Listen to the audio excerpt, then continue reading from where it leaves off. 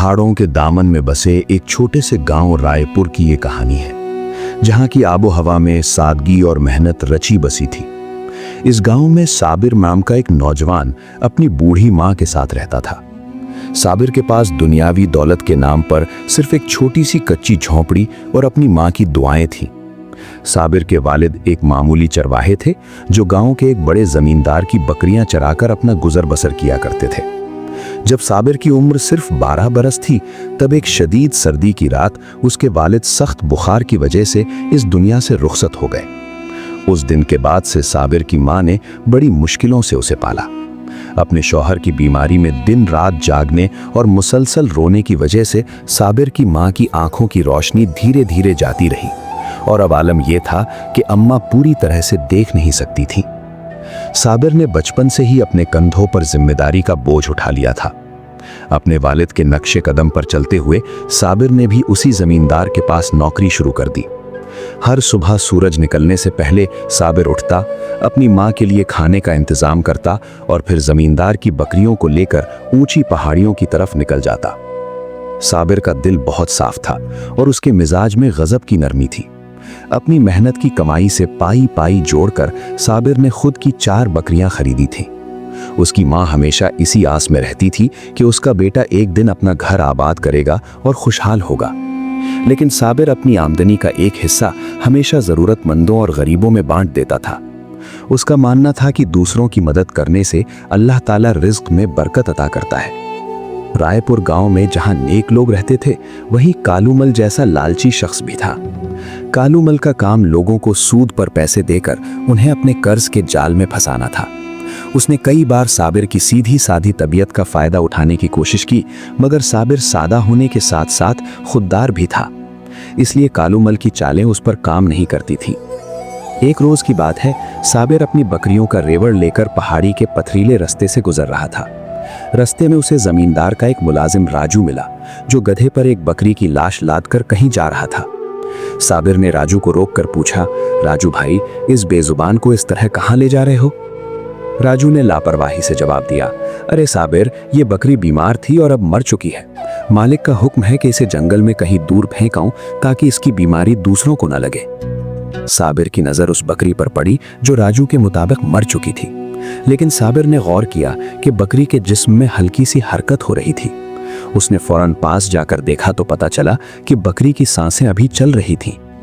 साबिर ने तड़प कर कहा, राजू भाई रुकिए, ये तो अभी जिंदा है, इसकी सांसें चल रही हैं, आप इसे कैसे फेंक सकते हैं? राजू ने बेरुखी से कहा, बस आखिरी घड़ियां हैं इसकी, थोड़ी देर में ये भी खत्म हो जाएगी। छोड़ो साबिर, क्यों अपना वक्त खराब कर रहे हो? साबिर का दिल पसीज गया। उसने राजू से इल्तिजा की और उसे लेकर सीधा जमींदार के पास पहुंच गया। वहां जाकर साबिर ने बड़ी आजिज़ी से कहा, साहब, ये मरती हुई बकरी मुझे दे दीजिए, मैं इसका इलाज करूंगा और इसे अपने पास रखूंगा। जमींदार ने हैरान होकर कहा, साबिर, ये तो बीमार है, अगर इसे अपने घर ले गए तो तुम्हारी बाकी बकरियां भी बीमार पड़ जाएंगी, अपना नुकसान क्यों करना चाहते हो? साबिर ने बड़े यकीन के साथ जवाब दिया, साहब, मैं इसे सबसे अलग रखूंगा, अगर इसकी जिंदगी लिखी होगी तो ये बच जाएगी, वरना मौत तो बरहक है। जमींदार ने कंधों को उचकाते हुए कहा, ठीक है, अगर तुम जिद करते हो तो इसे ले जाओ। साबिर उस नीम मुर्दा बकरी को अपने कंधों पर उठाकर घर लाया। जब उसकी मां ने सुना कि साबिर एक मरती हुई बकरी घर लाया है, तो मां ने टोका, बेटा, हम खुद मुफलिसी में दिन गुजार रहे हैं, तुम एक और मुसीबत का बोझ क्यों उठा लाए? साबिर ने अपनी मां का हाथ थामकर बड़े प्यार से कहा, अम्मा, रसूल अल्लाह सल्लल्लाहु अलैहि वसल्लम का फरमान है कि हर जिंदा जान के साथ भलाई करने पर अज्र मिलता है। हो सकता है इसी बेजुबान की दुआ से अल्लाह हमारे घर में रहमत भेज दे। साबिर ने अपनी झोंपड़ी के बाहर एक छोटा सा इहाता बनाया और उस बकरी को वहां रखा। उसने उसका नाम मेहरबान रखा। साबिर हर रोज पहाड़ों से खास जड़ी बूटियां चुनकर लाता, उन्हें पीसकर मेहरबान को खिलाता और उसे अपने हाथों से पानी पिलाता। शुरू के चंद दिन तो मेहरबान की हालत बहुत नाजुक रही, मगर साबिर की बेमिसाल तीमारदारी और उसकी लगन ने काम कर दिखाया। आहिस्ता आहिस्ता मेहरबान के जिस्म में जान लौटने लगी। वो जो बकरी मौत के दरवाजे पर खड़ी थी, अब अपने पैरों पर खड़ी होने लगी थी। हालांकि मेहरबान अब भी बहुत दुबली और कमजोर थी, मगर उसकी आंखों में जिंदगी की रमक साफ दिखाई देती थी। गांव का लालची कालूमल जब साबिर को उस कमजोर बकरी की देखभाल करते देखता तो उसका मजाक उड़ाता।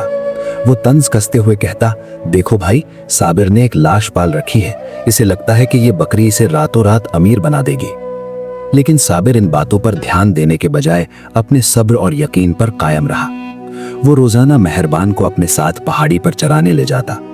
मेहरबान बहुत धीरे चलती थी, मगर साबिर कभी उसे अकेला नहीं छोड़ता था। उसे लगता था कि पहाड़ी की ताजी हवा और हरियाली मेहरबान के लिए दवा का काम करेगी। एक दिन जब साबिर मेहरबान को लेकर पहाड़ी के उस हिस्से में गया जहां एक साफ पानी का चश्मा बहता था, वहां उसे एक बूढ़ा फकीर मिला। वो फकीर बाबा अक्सर गुफा के बाहर बैठकर अल्लाह के जिक्र में मसरूफ रहते थे। साबिर ने देखा कि फकीर बाबा किसी बात को लेकर बहुत परेशान थे। साबिर उनके करीब गया और सलाम करके पूछा, बाबा क्या बात है, आप इतने घबराए हुए क्यों हैं? फकीर बाबा ने कहा, बेटा, मेरा पोता जंगल में भटक गया है। मैं उसे हर जगह ढूंढ चुका हूं, मगर वो कहीं नहीं मिल रहा। साबिर ने फौरन कहा, बाबा आप फिक्र न करें, मैं अभी उसे ढूंढ कर लाता हूं। साबिर ने मेहरबान को वहीं छोड़ा और घनी जंगल की तरफ निकल गया। काफी मशक्कत के बाद उसे वो बच्चा एक गहरे गड्ढे में फंसा हुआ मिला। साबिर ने बड़ी सूझबूझ से अपनी पगड़ी का इस्तेमाल रस्सी की तरह किया और बच्चे को सही सलामत बाहर निकाल लिया। जब वो बच्चे को फकीर बाबा के पास पहुंचा तो उनकी आंखों में खुशी के आंसू आ गए। उन्होंने साबिर को ढेर सारी दुआएं दी और कहा, बेटा, तूने आज मेरा सहारा बचाया है, अल्लाह तुझे इसका बहुत बड़ा सिला देगा। उस दिन के बाद से फकीर बाबा और साबिर की दोस्ती हो गई। बाबा अक्सर साबिर को पहाड़ों के उन राजों के बारे में बताते जिनसे आम लोग बेखबर थे। उन्होंने साबिर को बताया कि ये पहाड़ सिर्फ पत्थर और मिट्टी नहीं है, बल्कि इनके अंदर कुदरत के अनमोल खजाने छिपे हैं। लेकिन ये खजाने सिर्फ उन्हीं पर खुलते हैं जो लालच से पाक और नेक दिल होते हैं। साबिर अक्सर बाबा की बातें सुनता और अल्लाह का शुक्र अदा करता कि उसने उसे एक नेक राह दिखाई है। इधर मेहरबान की सेहत में सुधार आ रहा था। वो अब साबिर को पहचानने लगी थी और उसके साये की तरह उसके पीछे पीछे चलती थी। साबिर को महसूस होता था कि ये बेजुबान जानवर उसके एहसान को समझता है। मौसम करवट ले रहा था और फिजाओं में खुश्क पत्तों की सरसराहट बढ़ने लगी थी। साबिर की मेहनत और मेहरबान की तकदीर ने मिलकर एक नया रंग दिखाया। वो बकरी जिसे मौत का साया समझकर छोड़ दिया गया था, अब साबिर की झोपड़ी की रौनक बन चुकी थी।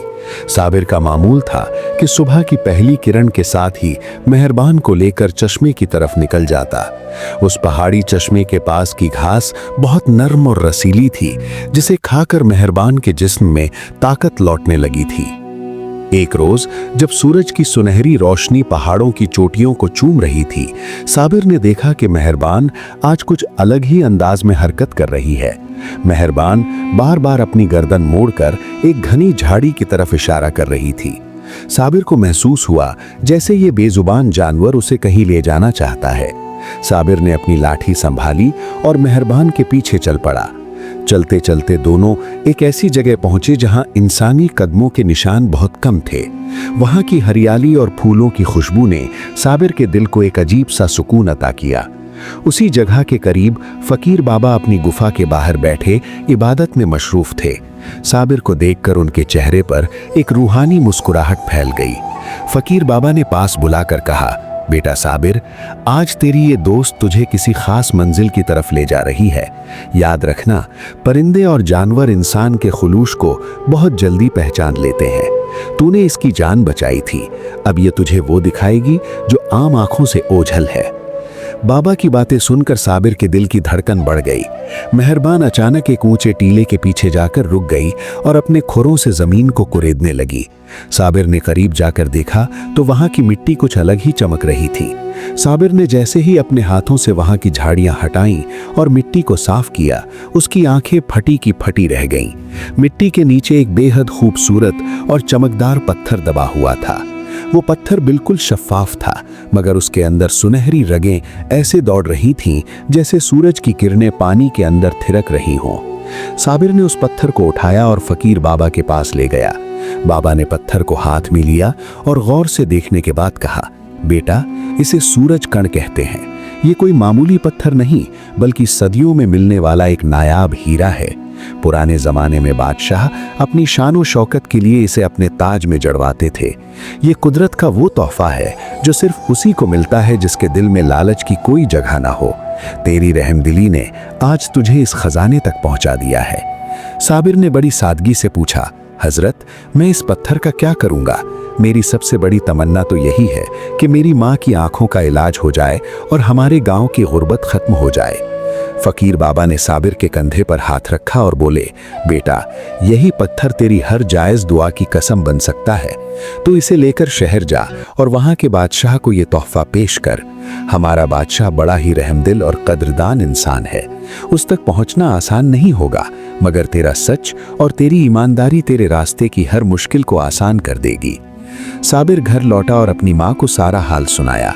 माँ ने बेटे के हाथ में उस चमकदार पत्थर को महसूस किया और अपनी धुंधली आंखों से दुआओं के फूल बरसाए। माँ ने कहा, बेटा, ये तेरी उस नेकी का सिला है जो तूने उस वक्त की थी जब हर कोई उस बेजुबान को मरने के लिए छोड़ चुका था। जा, अल्लाह तेरा निगहबान हो, मगर रास्ते में होशियार रहना। दुनिया में हर शख्स तेरे जैसा नेक दिल नहीं होता। अगले दिन साबिर ने अपनी माँ को एक पड़ोसी की निगरानी में छोड़ा और मेहरबान को प्यार करके शहर के लंबे सफर पर निकल पड़ा। साबिर के पास ना तो कोई सवारी थी, न ही कीमती लिबास, मगर उसके दिल में ईमान की दौलत और झोले में वो नायाब पत्थर था। सफर कई दिनों का था। रास्ते में एक सराय में साबिर का सामना हकीमुद्दीन नाम के एक ताजिर से हुआ। हकीमुद्दीन बहुत ही चालाक और लालची शख्स था। उसने जब साबिर के सादा कपड़ों के बावजूद उसके चेहरे पर एक अजीब सी बेफिक्री देखी तो उसे शक हुआ कि इस देहाती के पास जरूर कुछ खास है।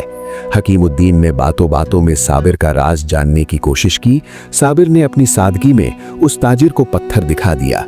पत्थर की चमक देखते ही हकीमुद्दीन की आंखों में खून उतर आया। उसने साबिर को बहुत सारी दौलत का लालच दिया और कहा, नौजवान, ये पत्थर मुझे बेच दो। मैं तुम्हें इतनी रकम दूंगा कि तुम्हारी 7 नस्लें ऐश करेंगी। शहर का रास्ता खतरनाक है, बादशाह के मुहाफिज तुम्हें अंदर भी नहीं जाने देंगे। मगर साबिर अपने इरादे का पक्का था। उसने बड़े अदब से जवाब दिया, जनाब, ये पत्थर मेरी मेहनत का नहीं बल्कि अल्लाह का फजल है। मैंने इरादा कर लिया है कि इसे सिर्फ बादशाह सलामत की खिदमत में पेश करूंगा। वादे के खिलाफ जाना मेरे खून में नहीं है। हकीमुद्दीन ये सुनकर खामोश तो हो गया, मगर उसके दिल में साजिशें जन्म लेने लगी। रात के अंधेरे में जब सराय के तमाम मुसाफिर गहरी नींद सो रहे थे, हकीमुद्दीन दबे पांव साबिर के बिस्तर की तरफ बढ़ा। उसका इरादा पत्थर चुराने का था, मगर खुदा की कुदरत देखिए, साबिर की नींद अचानक खुल गई। साबिर ने उस रंगे हाथों ताजिर को पकड़ लिया। हकीमुद्दीन डर के मारे कांपने लगा और माफी मांगने लगा। साबिर ने उसे कोई सजा देने के बजाय माफ कर दिया और कहा, हकीम साहब, लालच इंसान को अंधा कर देता है। संभल जाइए, वरना ये आग आपको एक दिन राख कर देगी। इस वाकये ने साबिर को और भी चौकन्ना कर दिया। कई दिनों की मुसलसल मुसाफत के बाद आखिरकार साबिर शहर के आलीशान दरवाजे पर पहुंचा। वहां की ऊंची दीवारें और शाही पहरेदारों को देखकर एक पल के लिए साबिर का दिल घबराने लगा, मगर अपनी माँ की दुआएं याद करके उसने कदम आगे बढ़ाए। मुहाफिजों ने जब एक फटे हाल चरवाहे को बादशाह से मिलने की जिद करते देखा तो उन लोगों ने साबिर का मजाक उड़ाना शुरू कर दिया। शहर की ऊंची दीवारों और शाही फाटक के पास खड़े होकर साबिर ने गहरी सांस ली। पहरेदारों की तीखी नजरें और उनका सख्त लहजा किसी भी आम इंसान का हौसला पस्त करने के लिए काफी था। जब साबिर ने आगे बढ़कर बादशाह सलामत से मिलने की दरख्वास्त की तो मुहाफिजों ने उसका हुलिया देखकर कहकहा लगाया। एक मुहाफिज ने तंज कसते हुए कहा, ए देहाती चरवाहे, अपनी औकात देख और ये शाही दरबार देख। बादशाह सलामत तेरे जैसे फटे हाल लोगों से मिलने के लिए नहीं बैठे हैं। चल पीछे हट और अपना रास्ता नाप। साबिर के दिल को ठेस तो पहुंची, मगर फकीर बाबा की नसीहत उसके जहन में ताजा थी कि सब्र ही कामयाबी की कुंजी है। साबिर वहीं दरवाजे के एक कोने में बैठ गया। एक दिन बीता, फिर दूसरा और फिर तीसरा। साबिर ने हिम्मत नहीं हारी। जो भी खाने पीने का थोड़ा बहुत सामान साथ था उसी पर गुजारा किया। तीसरे दिन शाम के वक्त साबिर ने देखा कि एक बुजुर्ग शख्स, जिनके चेहरे पर सफेद दाढ़ी और लिबास में बड़ी सादगी थी, महल की तरफ जा रहे थे। ये बुजुर्ग महल के एक पुराने और भरोसेमंद खादिम थे। साबिर ने आगे बढ़ी पूरी दास्तान सुना दी। जब साबिर ने वो सूरज कण पत्थर अपनी पोटली से निकालकर दिखाया तो उन बुजुर्ग की आंखों में हैरत की लहर दौड़ गई। उन्होंने पत्थर को अपने हाथ में लिया और कांपती आवाज में बोले, नौजवान, तू सचमुच किसी बड़ी नेकी का सिला साथ लाया है। ये पत्थर तो बरकतों की निशानी है। मेरे साथ चल, मैं तुझे वजीर आजम तक ले चलता हूं। वजीर साहब एक बेहद अक्लमंद और तजर्बेकार इंसान थे। उन्होंने जब साबिर की बातों में सच्चाई और पत्थर की बेमिसाल चमक देखी तो उन्हें यकीन हो गया कि यह लड़का कोई मामूली शख्स नहीं है। वजीर ने फौरन बादशाह सलामत को खबर भिजवाई। थोड़ी ही देर में साबिर को आलीशान दरबार में पेश किया गया। दरबार की सजावट, झिलमिलाते झाड़ फानूस और बादशाह के तख्त की बुलंदी देखकर साबिर की जुबान जैसे तलवे से चिपक गई। बादशाह सलामत ने मुस्कुराकर पूछा, नौजवान, तुम्हारा नाम क्या है और तुम इतनी दूर से हमारे लिए क्या तोहफा लाए हो? साबिर ने अपनी सादगी और खौफ से पाक लहजे में जवाब दिया, आलीजा, मेरा नाम साबिर है और मैं रायपुर के पहाड़ों से आया हूं। इसके बाद साबिर ने शुरू से आखिर तक पूरी कहानी बयान कर दी। उसने बताया कि किस तरह एक मरती हुई बकरी की जान बचाना उसके लिए रहमत का सबब बना। उसने फकीर बाबा का जिक्र किया और उस नायाब पत्थर के मिलने का पूरा वाकया सुना दिया। साबिर की बातों में ना तो कोई बनावट थी और ना ही अपनी नेकी का गुरूर। बादशाह सलामत पत्थर की खूबसूरती और साबिर के किरदार से इस कदर मुतासिर हुए कि उन्होंने अपने तख्त से उतरकर साबिर को गले लगा लिया। बादशाह ने बुलंद आवाज में कहा, ए दरबारियों, देखो, सच्चाई और रहमदिली का जीता जागता नमूना। इस नौजवान ने एक बेजुबान की जान बचाई और अल्लाह ने इसे दुनिया के सबसे नायाब खजाने से नवाज दिया। साबिर, तुमने आज हमारा दिल जीत लिया है। बादशाह ने उसी वक्त ऐलान किया, आज से साबिर हमारे खास मुशीर होंगे। इसके साथ ही इन्हें 10,000 सुनहरी अशरफियां बतौर इनाम दी जाती हैं। दरबार में मौजूद कुछ खुदगर्ज और लालची उमरा को यह बात हजम नहीं हुई। उन्होंने आपस में खुसुर पुसुर शुरू कर दी। एक दरबारी ने हिम्मत जुटाकर कहा, जिल्ले इलाही, ये लड़का कोई बहरूपिया भी हो सकता है। क्या पता ये पत्थर इसने कहीं से चुराया हो।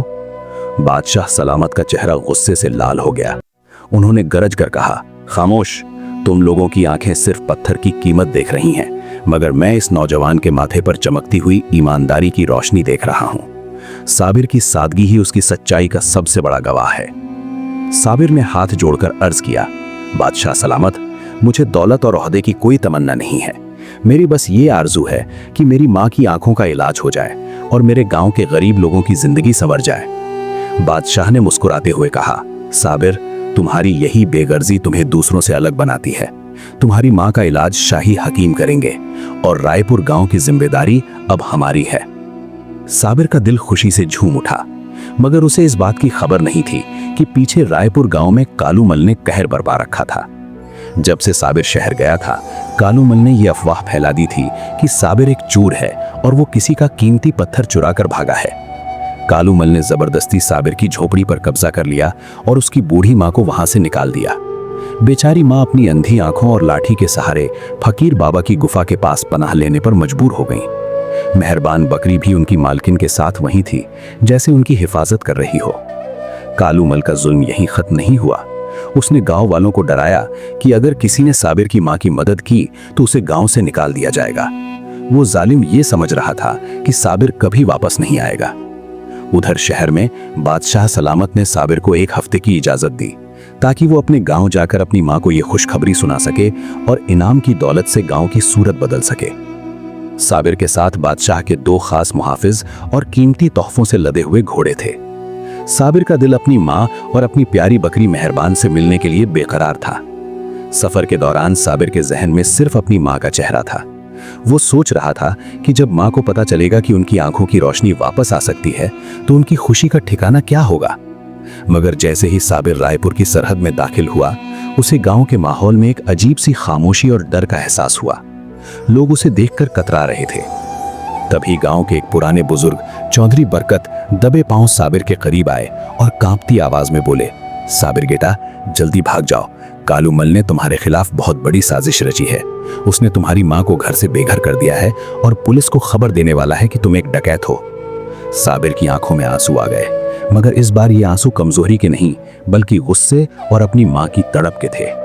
उसने अपने साथ आए शाही मुहाफिजों की तरफ देखा और कहा, चलो, आज हक और सच का फैसला होकर रहेगा। रायपुर की गलियों में धूल उड़ रही थी और फिजा में एक अजीब सा तनाव फैला हुआ था। साबिर जब अपने लाव लश्कर के साथ गांव के चौक पर पहुंचा तो गांव वालों की आंखें हैरत से फटी रह गईं। सादा सा चरवाहा आज एक शानदार अरबी घोड़े पर सवार था और उसके पीछे शाही वर्दी पहने 2 कद्दावर मुहाफिज चल रहे थे। साबिर का दिल अपनी झोपड़ी की तरफ जाने को तड़प रहा था, मगर जब उस शख्स ने अपनी झोपड़ी के बाहर कालूमल का लटैत खड़ा देखा तो कलेजा मुंह को आ गया। साबिर ने घोड़े की लगाम मोड़ी और सीधा पहाड़ी की तरफ रुख किया। उस शख्स को यकीन था कि उसकी माँ फकीर बाबा के साए में ही होगी। जैसे ही साबिर गुफा के करीब पहुंचा, दूर से ही उसे एक जानी पहचानी आवाज सुनाई दी। ये मेहरबान बकरी की आवाज थी, जो किसी अजनबी की आहट सुनकर चौकन्नी हो गई थी। साबिर ने घोड़े से छलांग लगाई और दौड़ता हुआ गुफा के अंदर दाखिल हुआ। वहां का मंजर देखकर साबिर की आंखों से आंसुओं का सैलाब जारी हो गया। उसकी बूढ़ी माँ एक फटी हुई चटाई पर बैठी तस्बीह पढ़ रही थी और मेहरबान बकरी उनके कदमों में अपना सिर रखे लेटी थी। साबिर ने माँ के कदमों में गिरकर पुकारा, अम्मा, मैं लौट आया हूँ, आपका बेटा वापस आ गया है। माँ ने जैसे ही ये आवाज सुनी, उनके कांपते हुए हाथ साबिर के चेहरे की तरफ बढ़े। उन्होंने साबिर को गले से लगा लिया और रोते हुए कहा, बेटा, मुझे पता था कि मेरा साबिर कभी अपनी माँ को तन्हा नहीं छोड़ेगा। अल्लाह ने तेरी पुकार सुन ली। फकीर बाबा, जो एक कोने में इबादत में मसरूफ थे, उठकर करीब आए और बोले, साबिर, ये तेरे सब्र की जीत है। आज तेरे ईमान की आजमाइश पूरी हुई। साबिर ने अपनी माँ को सहारा देकर खड़ा किया और उन्हें शाही पालकी में बिठाया, जो बादशाह ने खास तौर पर भिजवाई थी। इसके बाद ये काफिला दोबारा गांव की तरफ रवाना हुआ। चौक पर कालूमल अपने चंद साथियों के साथ लाठियां लिए खड़ा था। उसने जैसे ही साबिर को देखा, चिल्लाकर बोला, पकड़ लो इस चोर को, ये मेरा कीमती पत्थर चुराकर भागा था और अब ये शाही स्वांग रचाकर हमें डराना चाहता है। साबिर ने बड़े सुकून और इस्तकामत के साथ कालूमल की आंखों में आंखें डालकर कहा, कालूमल, लालच ने तुम्हारी अक्ल पर पर्दा डाल दिया है। जिस पत्थर को तुम अपना कह रहे हो, उसकी हकीकत ये शाही मुहाफिज तुम्हें बताएंगे। उसी पल एक शाही मुहाफिज ने आगे बढ़कर रेशमी कपड़े में लिपटा हुआ बादशाह का फरमान निकाला और बुलंद आवाज में पढ़ा। उस पर शाही मोहर लगी थी, जिसे देखकर कालूमल के हाथ पांव फूल गए। फरमान में लिखा था कि साबिर को बादशाह ने अपना खास मुशीर मुकर्रर किया है और उसके खिलाफ कोई भी झूठी बात कहना बादशाह की तौहीन समझी जाएगी। ये सुनकर कालूमल के साथ खड़े लालची लोग एक एक करके पीछे हटने लगे। कालूमल खुद को घिरा हुआ देखकर बौखला गया। उसने अपनी भारी लाठी उठाई और साबिर पर हमला करने के लिए झपटा, मगर इससे पहले कि लाठी साबिर तक पहुंचती, मेहरबान बकरी ने एक जोरदार छलांग लगाई और पूरी ताकत के साथ कालूमल से जा टकराई। कालूमल अपना तवाज़ुन खो बैठा और कीचड़ में जा गिरा।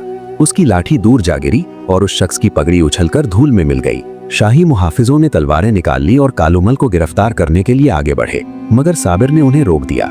साबिर ने कालूमल के पास जाकर उसे अपना हाथ दिया और उसे उठने में मदद की। साबिर ने निहायत नरमी से कहा, कालूमल, तुम मेरे पड़ोसी हो, तुमने मेरे साथ जो बुरा किया, मैं उसे अल्लाह की रजा के लिए माफ करता हूँ। बस एक वादा करो कि आज के बाद तुम किसी गरीब का हक नहीं मारोगे और ना ही किसी बेजुबान पर जुल्म करोगे। साबिर की ये दरिया दिली देखकर कालूमल का पत्थर दिल मोम हो गया। वो जालिम शख्स साबिर के पैरों में गिर पड़ा और फूट फूट कर रोने लगा। उसने गांव वालों के सामने अपनी तमाम गलतियों का एतराफ किया और वादा किया कि वो अपना तमाम कर्ज माफ कर देगा। अगले ही दिन शाही हकीम रायपुर पहुंचे। उन्होंने साबिर की मां की आंखों का बड़ी बारीकी से मुआयना किया। कई हफ्तों तक खास जड़ी बूटियों और शाही नुस्खों से इलाज चलता रहा। एक खुशनुमा सुबह जब सूरज की पहली किरण साबिर के आंगन में उतरी, मां ने धीरे धीरे अपनी पट्टी खोली। जैसे ही उन्होंने अपनी आंखें खोली, उनके सामने उनके जवान बेटे का मुस्कुराता हुआ चेहरा था। मां की आंखों की रोशनी वापस आ चुकी थी। ये मंजर देखकर पूरे गांव में खुशी की लहर दौड़ गई। साबिर ने बादशाह की दी हुई दौलत का एक बहुत बड़ा हिस्सा गांव की भलाई के लिए वक्फ कर दिया। उसने रायपुर में मीठे पानी का एक बड़ा कुआं खुदवाया ताकि किसी औरत को दूर पहाड़ियों तक न जाना पड़े। एक आलीशान मदरसा तामीर कराया जहां बच्चों को मुफ्त तालीम दी जाने लगी। साथ ही एक छोटा सा शिफाखाना भी बनवाया जहां गरीबों का इलाज मुफ्त होने लगा। मेहरबान बकरी अब एक तंदुरुस्त और खूबसूरत जानवर बन चुकी थी। उसके 4 छोटे छोटे बच्चे हुए जो पूरे दिन साबिर के आंगन में उछल कूद मचाते रहते। साबिर ने एक बच्चा फकीर बाबा को हदिया कर दिया और बाकी बकरियों की नस्ल से गांव के दूसरे गरीब चरवाहों की मदद की। रायपुर अब एक उजड़ा हुआ गांव नहीं बल्कि एक खुशहाल बस्ती बन चुका था। 1 साल बाद खुद बादशाह सलामत वहां के हालात देखने आए। उन्होंने जब गांव की तरक्की और लोगों के चेहरों पर सुकून देखा तो बेहद मसरूर हुए। बादशाह ने साबिर के कंधे पर हाथ रखकर कहा, साबिर, तुमने सचमुच साबित कर दिया कि रहमदिली और ईमानदारी से बड़ी कोई दौलत नहीं है। जो एक जान की हिफाजत करता है वो गोया पूरी इंसानियत की हिफाजत करता है। ये कहानी हमें ये सबक देती है कि वक्त चाहे कितना ही कठिन क्यों ना हो, अगर इंसान सब्र से काम ले और मखलूक खुदा पर रहम करे तो कुदरत उसके लिए ऐसे रास्ते खोल देती है जिनका उसने कभी गुमान भी ना किया हो। साबिर की रहमदिली ने न सिर्फ एक बकरी की जान बचाई बल्कि उसकी अपनी दुनिया और आखिरत दोनों संवर गईं।